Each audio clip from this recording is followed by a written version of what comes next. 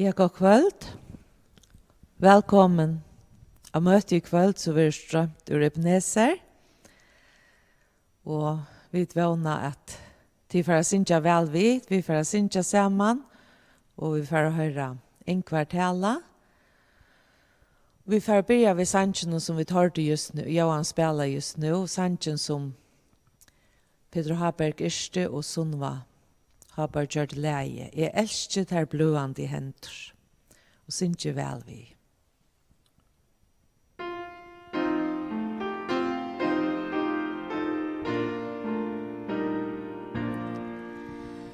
Jeg elsker der blående henter, som nelt oss til krossen ein dag. Der heila vår hendur som pundus, så svart under hammarans län. Jeg elsker der blåande hendur, tei merke som og taim. Tei sia mer hetta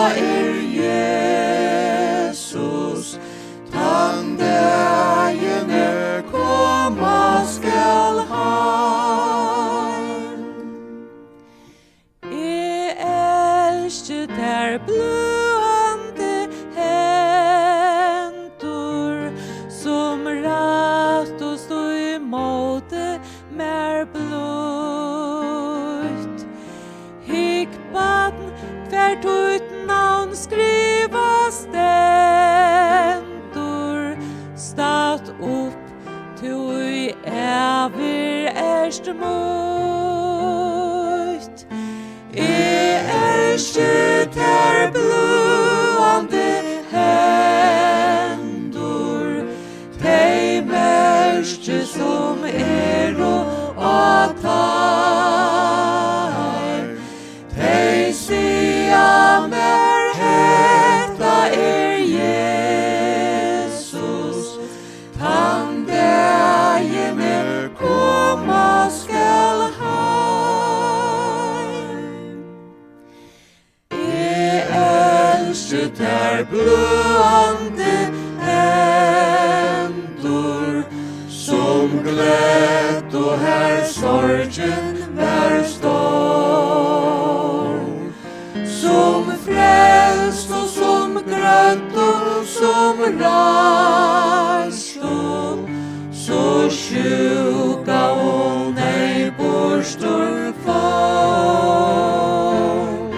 Jeg elsker der blåande hendur, tei merke som og taim.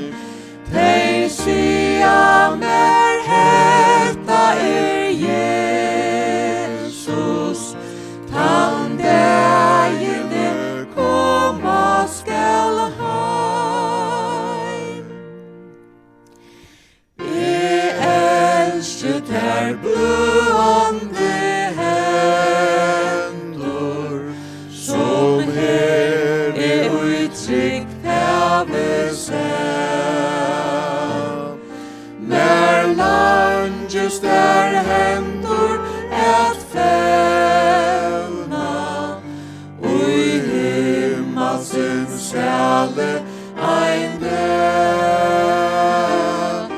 Jeg elsker der blåande hendur, tei merke som og taim.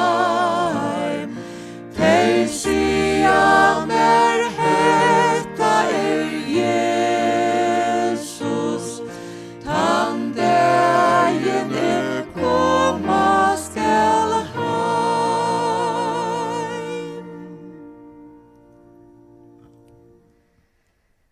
Vi skulle be sammen. Ja, Herre Jesus, vi tackar deg for at vi kunne savnes her i kvöld. Vi det noen få her, men vi vet at flere rundt om I Førjen og Lursta, og øsene rundt om Atlanheimen.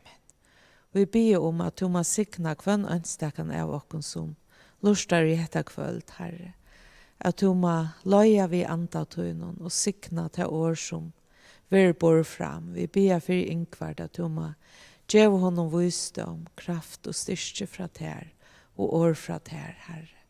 Takk for at vi kunne synge om det, om tunar elska og hentur, blåande hentur for okkon, Herre. Takk at du lette nekla til krossen, og du tog atlan domen og atla straffena til, for okkara synder, så vi kunne bli frelst. Vi tryggva til, Herre, ikke okkon sjálv. Og takk for at du trøstar og okkar, du grøyer og du hjelper, Herre, sorgen vær stor. Takk for det jeg feir, og takk for tøyne lyft, og I Jesus navn. Amen. Ja, så får vi synge at vi kår. Da fyrre god mentor. Han ikke I sangbøkene, men råkner vi nekva til kondoen. Det en sundagsla sanger, kan man säga. Og den neste «Ungen som to». Og hva nummer var han, Brita? 244, ja. Og I bøkene.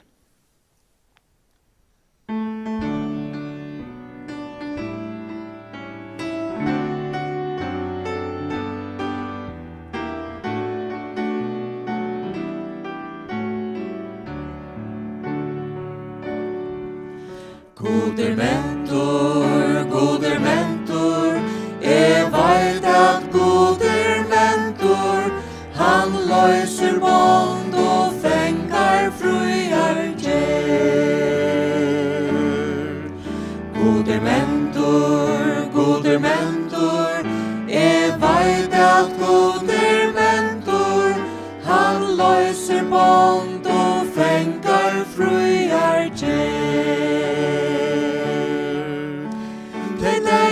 Høyra til lang og genga, til blind og få sjå. Til deg og høyra til lang og genga, til blind og få sjå. Goder mentor, jeg vet at goder mentor, han løser bånd og fengar fruar gjer.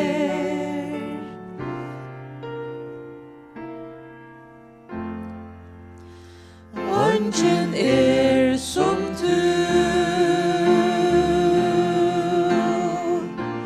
ungen annar rører hjärsta som du.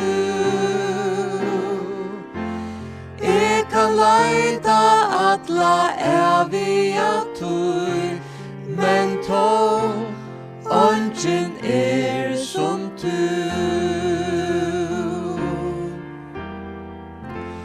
Ungen som du.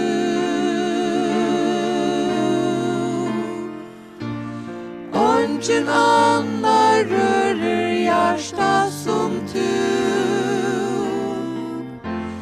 Jeg kan leida atla evia tog, men tå, ungen som du. Nøye flyter så aje, og grøyen kjemur fra ter. Løyande bøn få fri vid tøyn faun. Ungen som du. Ungen som du. Ungen annar rører hjärsta som du. Jeg kan leida atla evia tog, men tå, ungen som du.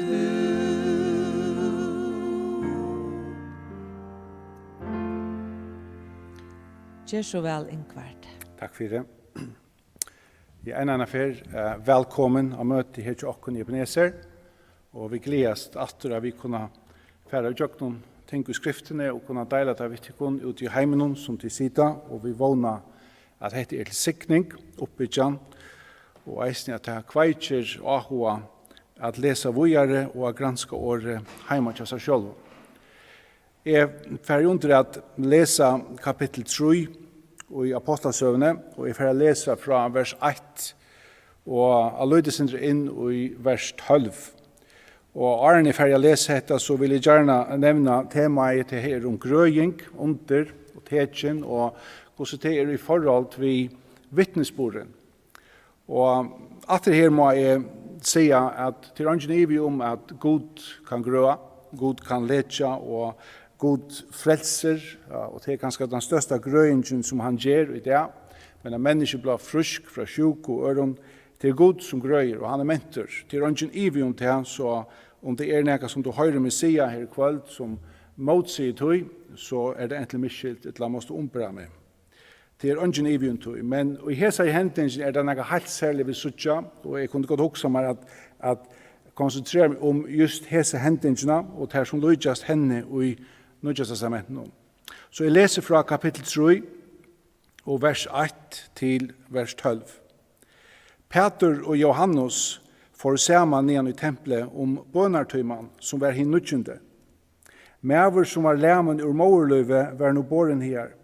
Han sette der kvøntia vid her dyr tempelsens som kattleist føkrodyr, så han fikk bygge til olmose som kom inn i tempelet. Da han sa Peter og Johannes, og til at her skulle være inne i tempelet, be han her om almos. Ta feste Peter egen Johannes vi, og Peter sier, hikk av okkon. Han akta etter time og vite at han vant seg okko fra time.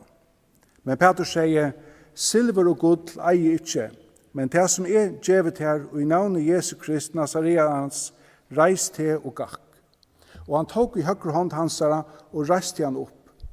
Vid det samme kom styrke i føtter og øgler hans, og han sprakk opp og stod og gikk. Og han får så inn i tempelet vid heimen, og her gikk han og leip og lova i gode. Alt folket så han gikk og lova gode, og de kjente han at han var han og hei sitte vid føkrodyr tempelsens at få almoso. Og de var i ofæren og full av rasslo av tøy som hent han heie. Men han og helt seg at Peter og Johannes streima i alt falske offer saman omtær og i til sulegångene som kallar Salomons. Ta i Peter sa hetta, sier han vi falske. Vi får enda her og lukka tås om hese hendingene. Og vi sutja at fra byrjan her at her nek som lujtjes nek tog som hent framan undan. Vi sutja til at etter at samkomman i kapittel 2 voksen vid 3000 salon, så sutja vi at nu halda de alt saman, de saman om alt, og de færa nian i tempelet. Her sutja vi Peter og Johannes færa nian i tempelet om bønartøyman. Og det stender som var hin nødgjende. Og bønartøymen ta nødgjende klokkan 3 om ettermiddagen, og heter ettermiddagsbønnen som jødene helt da. Så vi sutja at selv om henda samkomman var født, så helt det der stadigvæk til sivenju som jødene har hørt om. Det jo best 120 av heson 3120 som kanskje sauna her, og kanskje flere eisne. Best 120 av dem har vært vi og jeg langt tøyerskai. Og gosser best 120 av dem har vært vi, og Arren anden kom og tog bostad og i samkommene. Så her sykja vi at den store fjölden øyelig ung og nudj og i trunne. Men det stender at det leist mer og mer av treet. Det neste som bodde mest her at jeg møter som mannen og suttjent av mannen, så stender det helt særlig nok regnligt om det mannen. Og det Lukas som skriver. Lukas lakne, så jeg kan ikke ut fra at det ting som Lukas legger dent av. Det er en mening, ganske mer for en lakne enn en annan. Men Lukas sier her at disse mæren var læmen ur mårløyve. Han skriver ikke til at han var læmen fra ungen aldre. Han sier ikke han var læmen fra fødsle, men han fer langer atter. Han sier fra mårløyve. Og en kan si at så var et Lukas til. Han var ikke her, kan man godt säga, men man kan säga som så at man ser, Lukas ser som lakne, og som badne noen, at badne var læme fra morløvi. Og det som mest i ruisen her, det som mest vi heter, til at hesen personen hei bein som var stegga i vokstre og i morløvi. Det vil si at her var et annet som ikke var utviklet tja hesen personen, som langt var byrja og var hent og i morløvi. Og vi synes at dette nekka som Lukas nevner ærestein i eisen. Så heter ikke en bokelska eller akkurst som man ikke er helt sikker i om dette var et undur, eller om dette var et tekin. Hese mævren stendet av var bittare, og han var leitur til tempelpostre, hetta postre for å få almose av teimen som gikk inn i tempelet. Vi hoksa kanskje eimest om bittare det, og her var okkar hoksan om slik ting. Jeg glömmer aldrig ena för att jag gick av Røddin i Caracas, och jag får roman till en liten handel som var bara inte vi här som vi bor, eller som vi var. Och här satt en över som sa ut till att benen hava. Och han satt på en platt, och jag följde så hjärtligt sint i honom, så jag gav hon några kronor eller några pengar. Og da jeg gikk hjem etter, så hukte han så bønene på meg etter, og jeg gav han etter pengar. Da jeg etter gjør det samme, bæg om han og nian. Jeg gav for jeg sa han da mannen til jeg følte sint og innom.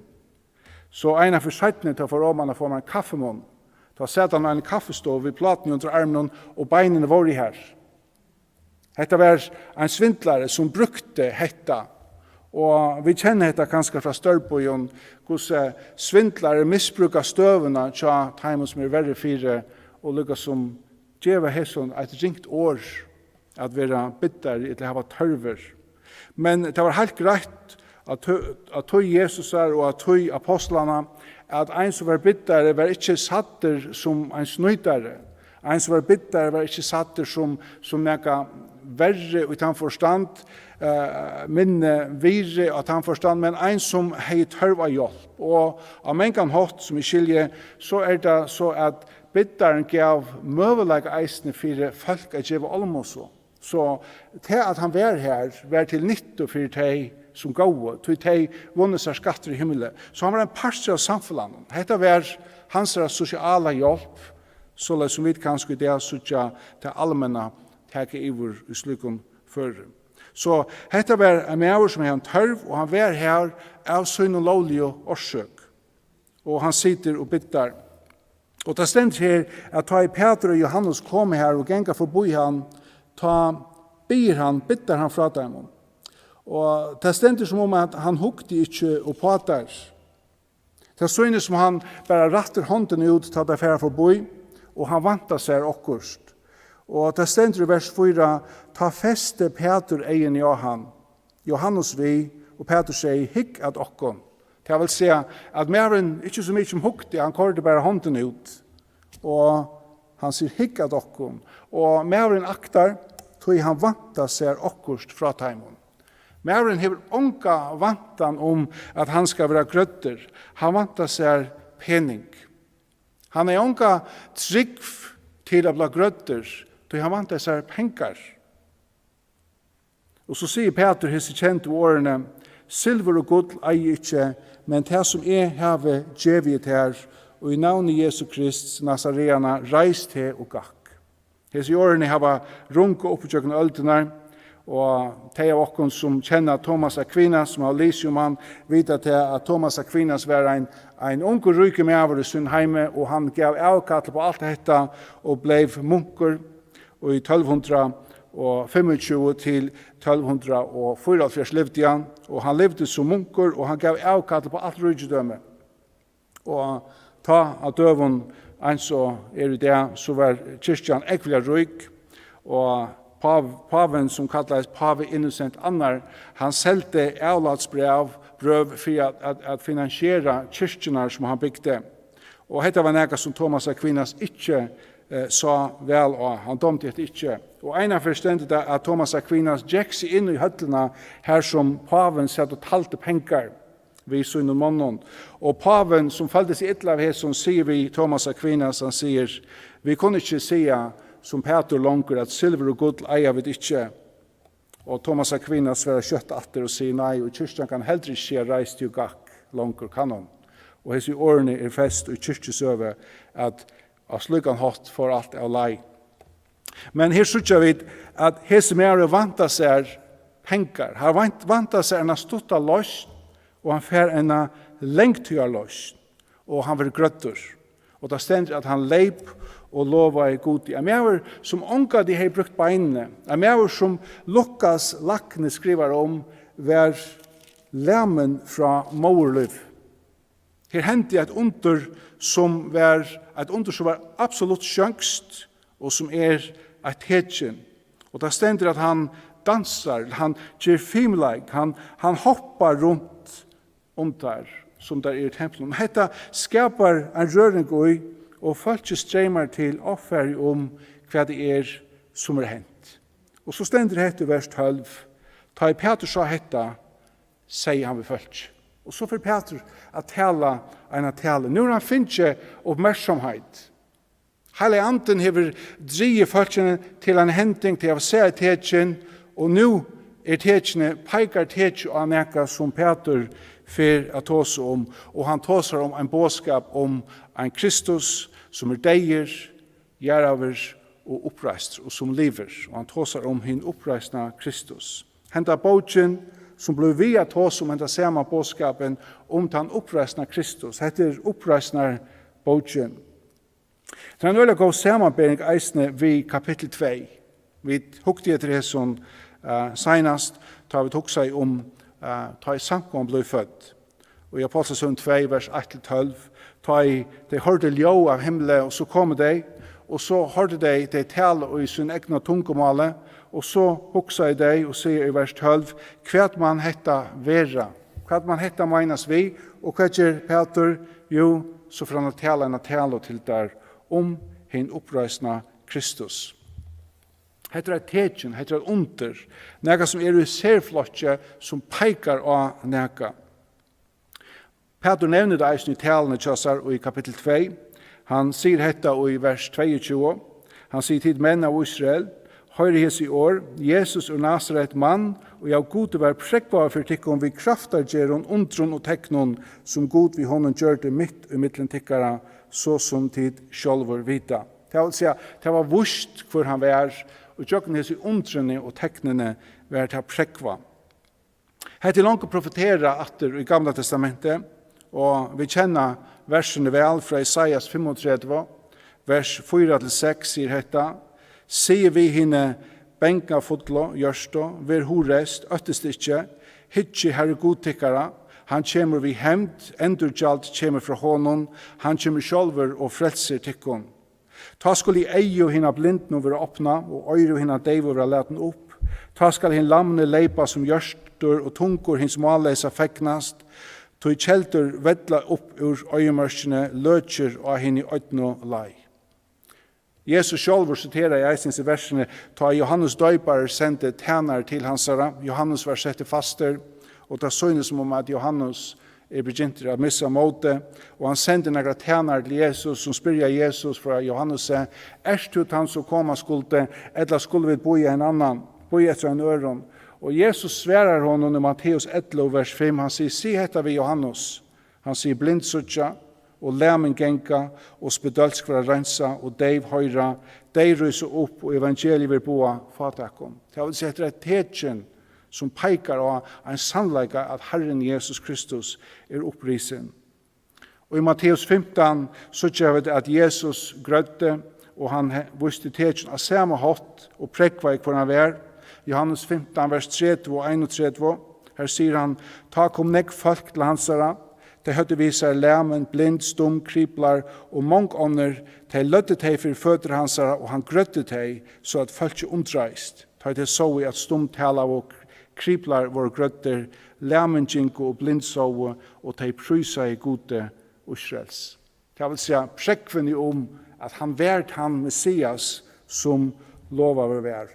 Og henta søvan heldur affram og i Ápostlasøguni. Vi låser i kapittel 2 og vers 3-4, etter at många var lagt at 3000 saler, etter at de hilde fast vi lærer av apostlene og vi samfunnet og vi brevbroderna og vi bønene, så stender dette i vers 34, «Øtte kom nå av hver sal, og många under og tekjen var gjørt vi apostlene». Jo, Lukas og det som greier fra her, legger ikke så står han dent og akkurat hva det her, men at det var gjørst, og det prekveier at Jesus Kristus vært han som han sier seg være. Og somleis det i kapittel 3, og tog blir talan til Peter just dette, at han peikar av at Jesus oppreistur. En lukknande henting henter settene som eisen avverd, og hon henter og jøknon Paulus, og i Ápostlasøguni 14. Og hette ta i Paulus kommet til Lystra, og her stender fra vers 6 til 12, der stender at han kommet til Lystra, så stender her kunngjør det her evangeliet. Og så stender dette, og i Lystra sed mevor som ongan mått hei i foten om. Og så stender just det samme som vi sutja og i Ápostlasøguni 3, han var lemen fra morløyve og hei onka til gyntje. Han hørte Paulus tala. Ta inn Paulus fest i egni av han og sa at han er trygg av å grødder, sier han harst, reiste og start av foten til innom, ta sprakk han opp og for å genka. Så ikke av en lukknande støv. Han var lemme fra morløve, og han sprakk opp, og han for å genka. Og hesa henting en ting som ørvelse enn til hentingen som vi har i Ápostlasøguni 3. Her sykja vi at Paulus hei tala, at her til tala evangeliet i Lystra. Og etter dette hukte Paulus og sa at her sette mever som det stender hei trygg til av grødder.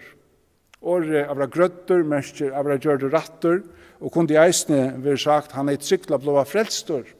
Men det lykka mykje til at sammenhengeren viser at han ble grødder, og over ble han eisne frelstor. Men her stender det at Paulus sa av han at han hei trygg. Og til å altså i mannen noen at han er trygg av bla grøtter, av gjør det ratter, av bla frelstor. Men i kapittel 3, her sykja vi at til han ikke i mannen noen som viser at han tror av bla grøtter i beinon. Mer enn til at har vi kommet til vers 16 i samme kapittel, og i Ápostlasøguni 3, så stender dette, ta i Paulus, når Peter greier fra hvordan han blir grøtter, han sier, og i trunnig av navn hans hever navn hans styrst hentan, som det sutja og kjenna og tryggva, og i virkjen vi honom hever for egen tikkar aldri gjørst at han nu fer nytt atlar limer synar. Så i hesar henting synes det som at tryggven som la øyes ned var Peters trygg. Peter troe, til her var evangeliet ikke boa for som mannen og arren. Han har ikke hørt bådskapen. Det er ikke for en 18 år at han skiler bådskapen. Han blir grøtter ved trygg som Peter hever. Og hent og hatt han et tekjen som peikar av bådskapen som er bo over 18 år. Hva mest så, jeg sier undur og tekjen og det grøingar som vi sutja så underfullt i Nødtestamentet, særlig i Ápostlasøguni og i eisen i evangelien. Så sutja vi at nesten alle stedene ut her så henta der for å få en oppmerksomhet på en bådskap. En bådskap som om Herren Jesus Kristus. Hedja vi etter evangelien, så sutja vi at øyelig ofta så sutja vi at Jesus grøyer omkran. Han reiser omkran opp, og han gjør et eller annet, og ofte det en sabbat, at et eller annet som forstyrrer særlig fariseerne. Og da stender at fariseerne kommer ta til han og akar han. Og til lykka som der korrene ringras atter og atter utjøknen evangeliene. Og så verger Jesus seg, og som alltid så verger han seg øyla vel, vi røver og lærer, at her får ikke gjørs noe vitt. Og så enda det ofte vi at her sier prekva det.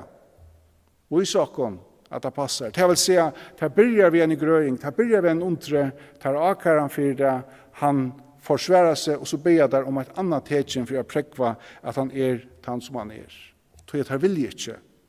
Og Jesus sier til enda han vitt der, til få ett tekjen av treet, og så nevner han til tekjen, og til tekjen Jonas her. Han sier, en som Jonas var i budgen og en fiske, trodde jeg trodde nætter, så skal menneskesåner være i grøvene, trodde jeg nætter, og han skal ruse opp at. Det vil si at her få et av sørste tekjen, og til at han hatt at her skulle være nådder. Vi vet at ta vi hittet til evangelien, så vet vi at farseerne tar troe på en oppreist. Tar troe på en oppreist. Og tar finke etter sørste tekene at Jesus var deier, lagt ur grøv, og han reiser opp. Og det som undrende verst har vi kommet inn i Ápostlasøguni, at forfylkingen som nå i Ápostlasøguni finnes lydig og ikke fra farseerne. Hon fra saddukeerne, og så begynner eisen kapittel 4. Vi har sånn at nå det saddukeerne som var etter honom. Hvor? Tog at tekene var givet farseerne. Det som de ikke kunne teppa, det som de ikke kunne gjøre noe vidt. Det var ferdig. Enten tro der, eller ville der strikva. Det var tarra støvene jo. Da jeg ikke etter undron fyrr og nå, og lukka som skal sameinet her, hver het her som vi nå har i det. Hese i undrene enn i det. Og jeg er onka løt jo i at Herren kan grøa mennesker. Herren kan gjøre akkurat det samme som han gjør det, alle veien utjøkken hans er søve fra første permi i Bibelen til søste søye. Men vi sørger eisne at Herren arbeider imest og imest kontujon. Han en samme, men han arbeider imest og imest kontujon. Vi sørger han arbeider øyla nek vi at tekjen vust og som peikar av Herren Jesus Kristus og i evangelien og somleis og i Ápostlasøguni.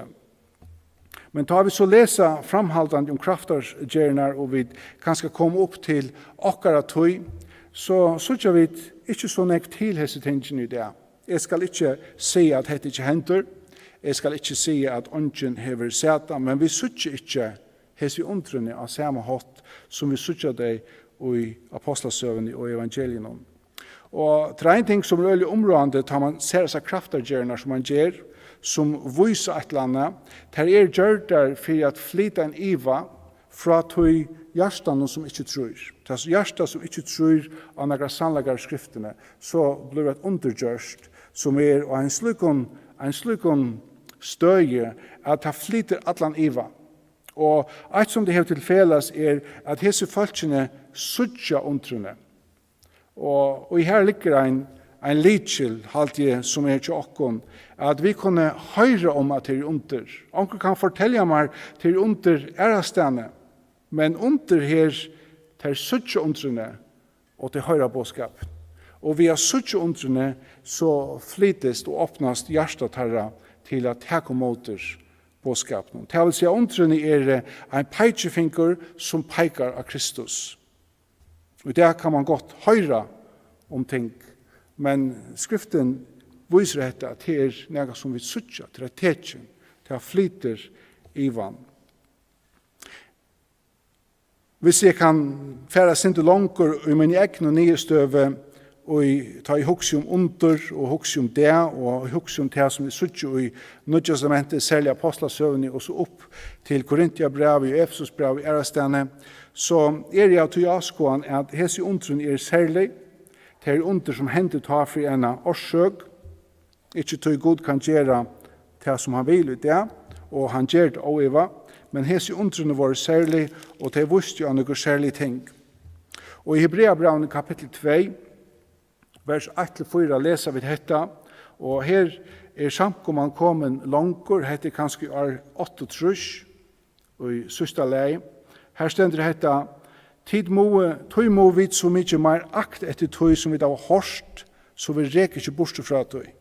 Du står året fast som talar var vi enklon, så at hvert brot og avløytene fikk oppeborna lønnsøyna, hvordan skulle vi ta slippe undan om vi skøyte ikke om så står det frelse? Og så nevner dette som først var kundgjørt vi herranon, det vil si at det peikar evangeliene, og så gjerne stafest av teimen i hørt i han, nå vi til Ápostlasøguni, vi tar at god vittne vi beie, vi teknon og undron og fjallbrøtten kraftargjeren, og vi er djeva hellig andan etter vilja søgnon.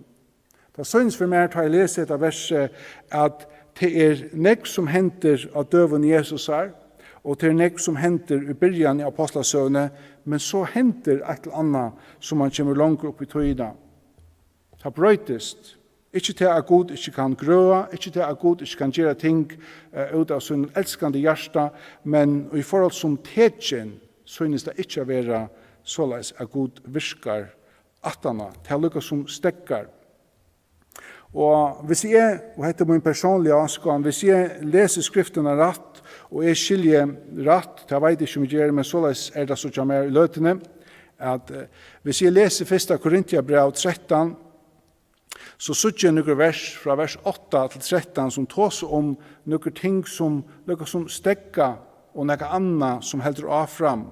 Hette vers som imenska meiningar om, og det eisne imenska meiningar her i middelen okkara vonje, utlavantige, men jeg skiljer hetta så henda hot. Her stender hetta, karlagen fettler aldri bostur. Så stender men profetagavnar, og i flertal, ter skulle få enda. Somleis tungetala, hon skal halte pæt, og kunnskaper han skal få enda. Til vi kjenner bråten og vi profeterer bråten, men ta et fullkomna kjemur, skal ta som i bråten få enda. Ta jeg var baden, tala jeg som baden, og hugsa jeg som baden, dømte som baden, men ta jeg var medvur, lei av et banslega. Nu sutja vi jo i spekli oklåst, men ta skulle vi sutja anlet til anlet. Nu kjenner jeg i bråten, men ta skal jeg kjenne til fullnar, eins og jeg sjølver til fullnar kjenter. Så vet jeg ta verande trygg, vogn, karlaje, hesitrui, men største av taimon karlajen. Nu tar vi lesa hetta i Korintiabrev, 1. Korintiabrev 13, så vet vi at hetta skriva som en forklaring på en trobelag som der høtti i Korint. Og i Johannes vet vi at Jesus hei givet lærersvein en nytt på, Johannes 13, vers 34, han har sagt nytt på givet tikkon, og det var til at de skulle elska hver annan. Så tar vi kom inn i Korintiabrev, så sutja vi at dette bøye at elska hver annan var vannrøkt, og tar andalige gavene som samkomman hei var nega som tar brukte til å samanbæra for at lukka som vi kappingar hoa, tar samanbæra hese tingene vi hver annan. Og det stender her øyla greit at kærleikjen fettler aldri bostur, men så gjør noen hese tru tingene profetagaver til å få enda, tungetala, heldropæt, kunnskaper for enda. Og trobeleikjen tar vi lese hette i kanskje hette som stender kunnskaper, hva menas til vi. Men blir vi at sinter atter i 1. Korintbrev i kapittel 12, så sutja vi at han har just hos om ter antallige gavene som samkomman i byrjane heie. Han sier i 1. Korintbrev kapittel 12, og vers 4, han sier, nå gavene imskar, men anden hins samme. Tjänastar imskar, men Herren hins samme. Kraftargjernar imskar, men god hins samme, som virkar allt i ödlon. Men einon og kvarjen var oppenbering andans given til det som gagnligt Såleis vil eisen givet visdomstala vi andanon. Øron kunnskapstala etter samme anda. Øron trygg i samme anda, øron gavra gråa i samme anda, øron er kraftargjerun, øron profetagaver, øren at døme om andar, øren imsk slø av tungetalo, og øren at utledja tungetalo. Alt dette virkar hin ein og sami ande som etter vilja søgnen bøyder ein og kvarjon 4c. Og ta han nevner imskar tungetalo, så trykker vi at han taler om imsk tungemål som de kunne tåsa. Og her sykja vi at allar hesa gavenar var givnar til samkomna. Givnar til samkomna av bonast. Og for av atter til kapittel 13, så sykja vi at her vil det lukka som avkast at de investerer ut ham for kjæreste tingene, tog at de en bøtten. Han brukar hette året at tid en bøtten, tid som bøtten, og han brukar et år som hever vi åbunheit a gjera, så avklåst, vær som et bøtten, og han brukar et år som nebios, som merker åbyggve, og han sier, men ta hit fullkomna kjemer, ta skulle hese tingen i halte pætas, det vil sige profetagaver, tungetaler og kunnskapstalan, etter at han andalega gavan som kunnskaper. Og han tar som at jeg skal stekka ta hit fullkomna kjemer. Og det året som han brukar her, et år som omsett imesting i skriftene. Det et år som telion, som faktisk samme år som Jesus råpar av krossen, og han sier til fullkjørst. Det et år som brukt nekv i Hebreabraunen, å komme fram til byggving, å blå byggving, komma fram till det fullkomna. Och ta menas inte vi att ein fullkommen, men ta menas vi att ein det som han attlar till att vara.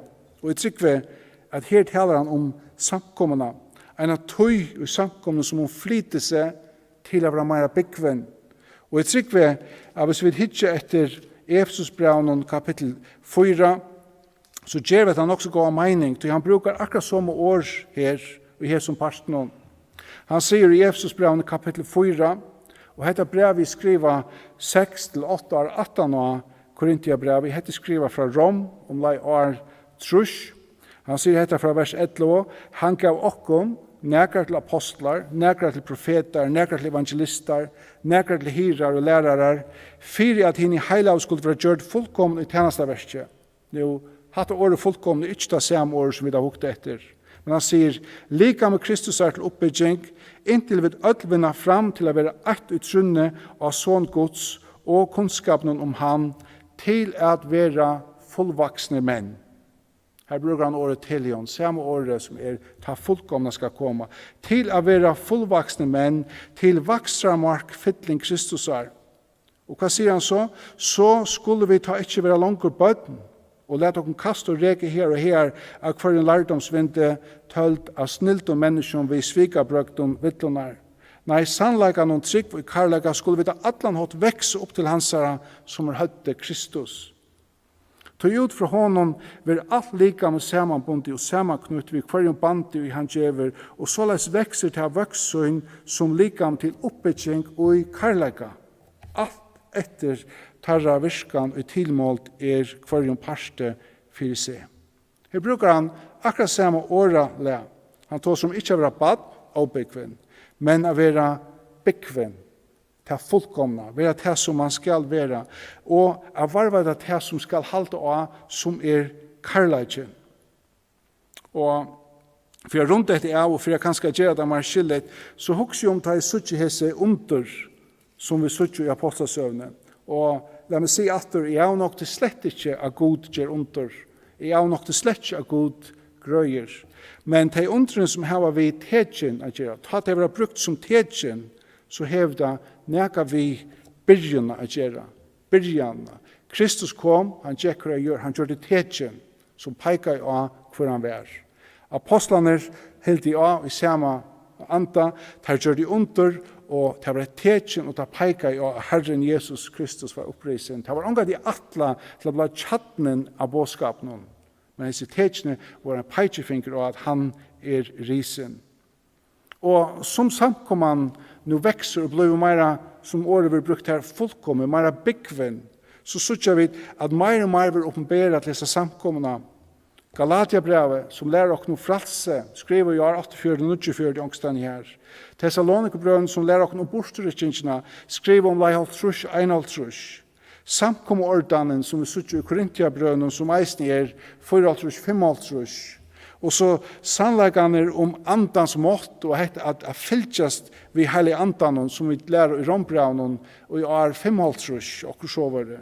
Og så settene, i år trush, da Paulus skriver Efesusbrevet, heter at det ikke mittlen vegger og mittlen heitningar og gjøter, at samkomman ett. Så er det stivust last og mer forståelse vil give. Og som apostlene har skrivet dette, og har lært dette, så er det blivet stedfest og i tjøkken hese tegene, til å si profetagaven, og i tjøkken kunnskapergav, at Herren har prekvat hese mævren, talar det som satt, til han gjør under henta. Og så, som samkomman voksen, så sykja vi at dette ikke lykka nøyet langer. Til nå, det som tegene peikar ja, det har vi nyskriva. Ta vi og til bona standen som samkomman, som hun hentet til tøyene. Og så leser vi settene som vi sykja fra Johannes, brøvene som Johannes skriver, han sier, hette skriva for at de skulle vite. Nå er vi kommet til at vi leser det, vi trykker det, og vi skulle leve det. Hebreabrevet, kapittel 5, vers 11-14, tåser atter om dette samme, hver og en akherra vil reiste mot dem, at de var blitt som bøtten. Her bruker han eisen et år nebius, til de var ikke fullkommen langer, og man brukar ordet helion. De var ikke fram til det som de skulle. De åtte har kommet fram til det plåset hver de kunne ete mat som var for henne fullkomne, så de kunne lære ånder. Men det var for en atter, og det var en atter til mjølkene. Og da det kommet til at de kommer forbi hese tingene, men de har valgt å forsøme det som skriver og det var atterets. Og det var atter hukt etter de tingene som ikke har så stor tøtning. Så kan man spørre hetta, samkomman bonar i det enn å være ta? Ja, det hun i den forstand at hun kan være, til vi har orgods, og vi har sånne dømer, og vi har alle sannleggene i middelen hese hermenar, og vi kunne lære, og vi kunne styrke hver annan, og hun tørver ikke en profet, og hun tørver ikke en vi kunnskaper til alle, lukkes med at underskrive at det som profeten sier rett, og hun tørver ikke et under for å prekva at det som hesen tåser i sannhet, til å skrive stender, og vi kommer til skriftene. Men selv om vi kunne i eisene forsøme til å fære atter, og så anke avsakene heva.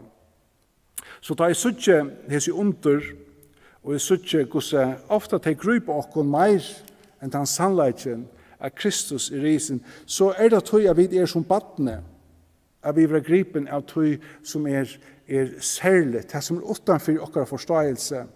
Og jeg halte det var en kjente predikanter, ikke nevna navn, men han fortalte at det var så en mamma som satt og hukte ut av vinter ved luttla badnen og kjøsar, pikkeløyde 2 år gammal badn, og så tar jeg en fugler fly fram vi, så peikar mamman og sier hikk etter fuglen, og badnen hikker etter fingren.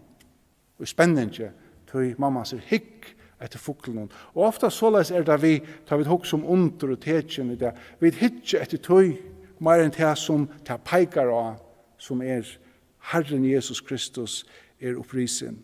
Henda boken full av undron, full av tetjen, men det peikar alt og eit av største som vi prater her i det, og som vi lever for, som hotna steineren og samkommet gods, og som vi ikke hotna steiner okkara, at Jesus Kristus risen. For tøyna synder, for møyna synder, og for syndene til som manne som ble grøtter hentet det, da han vant seg et øyre, eller pening fra apostelen. Man har sikna sitt år til hentet sannlegga, og sikna årsut til okkara, og må han hjelpe okkon å bonast i årene, og å veksa og i kunnskapen om hvor han og hans karlæga som værer og skal binde okkon sammen. Vi skal fære enda.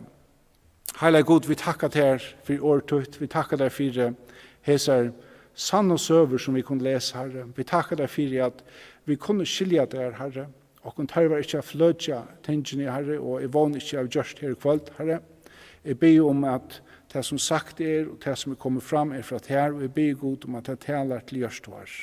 Jeg ber om akkurat tankar og de ting som vi opptidgen vi at du er opprisen, at du lever i himmelen, du sitter vi høyre hånd færsens i himmelen, og Herre, at du lever i akkurat sted og fyrer akkurat sted her. Jeg takk deg for at du gir okken heilig andan, som drever okken til tøyn, og drever okken til årtøtt, og gjør okken sannleikar, og hjelper okken å skilje her. Måtte vi være så at okkara liv var mest av hinnom opprisen av Kristus i her.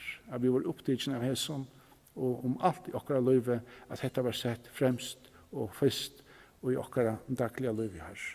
Maren signa, be om han signa kvann einstakann som hever lust i kveld, og signa de som her i Ebenezer, og signa nottene til okken om to boja vi har kommet her. Det ber vi til om, og i Jesu navn. Amen. Takk for Ingvard. Og vi får takke for de som har lytt av, og ønsker at ikon Herrens ruk og sikning. Vi får enda ved sannsjonen til Østerberghammer. Jesus takket her for frelse og fullkomna fri. Og det så underfullt at her øya Jesus, og at kunne legge alt i hans hender. Sankren nummer 311 i Nødje Songbøkken.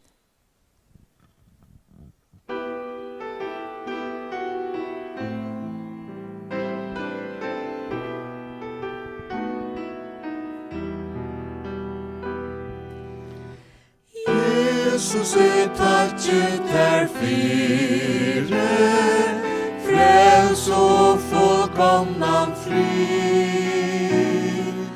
Fire deg vi og hvile, som du med signaje vi. Takk for alt du gjevor, takk at du erst mer så nær. Underfullt signa med hevor, sånn alt vekk ut der. Tøynar koma og færa, lyftene fastanda tå.